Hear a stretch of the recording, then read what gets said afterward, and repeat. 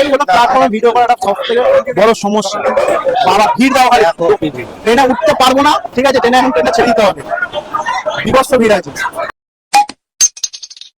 তো দেখো বন্ধুরা, আজকে কিন্তু আমি ভিডিওটা শুরু করছি পুরোপুরি কিন্তু খাওয়া দাওয়া দিয়ে।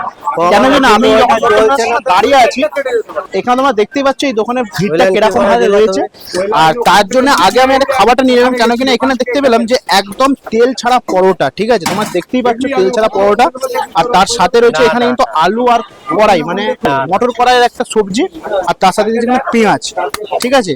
তো চলো এটা এখন ট্রাই করি, তারপর সবকিছু তোমাদের ডিটেলস জানাচ্ছি, কোথায় সেই দোকান, কেমন কি খেতে। তো চলো প্রথমে একটা বাইট দেওয়া যাক।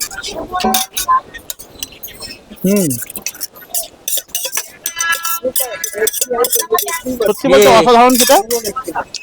এখানে কিন্তু সবথেকে হিট হচ্ছে এই সবজিটা, কেন সবজি এইটা। তো এই হচ্ছে সেই দোকান, ঠিক আছে। দাদা তোমার নামটা একটু বলবে? সম্ভব। আচ্ছা, এরকম তেল ছাড়া পরোটা কতদিন তোমার দোকান? আমার 15 বছর। 15 বছর, বাবা। আর এরকম তেল ছাড়া পরোটার দাম কত রেখেছো? 6 টাকা পিস, তরকারি দিয়ে, সাথে পেঁয়াজ লঙ্কা আছে। আর এর সাথে কি কি পাওয়া যাচ্ছে? এর সাথে এক একদিন এক একটা তরকারি করি, কোনদিন ঘুগনি আছে, কাবলি চোখা করি, আলুর দম করি, সোয়াবিন আলু করি।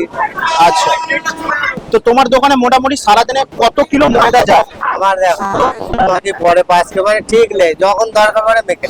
অ্যাপ্রক্স কতটা যাচ্ছে ময়দা? 20-25 কিলো এরকম। 20-25 কিলো। আর কিবার তোমার দোকান খোলা আছে? আমার মোটামুটি 12-15 দিন টানা খুলি, কোনো বার নেই। আচ্ছা, 15 দিন পরে 2 দিন ছুটি নিয়ে এরকম। তোমার দোকানে কেউ যদি আসতে চায় তারা কিভাবে আসবে, তোমার দোকানটা বলে দাও। মধ্যমগ্রাম প্ল্যাটফর্ম 2-3 এর মাঝখানে, এই কলের সামনে দোকান। আচ্ছা, তো তোমরা বন্ধুরা বুঝতে পেরে গেছো, মধ্যমগ্রামের 2-3 নম্বর প্ল্যাটফর্মে ঠিক মিডিলে রয়েছে এই দাদার দোকান। অ্যাকচুয়ালি দাদার দোকান আমার সাথে পরিচয় হতো না, অ্যাকচুয়ালি অনেকক্ষণ ধরে দাঁড়িয়েছিলাম মধ্যমগ্রাম সেখানে।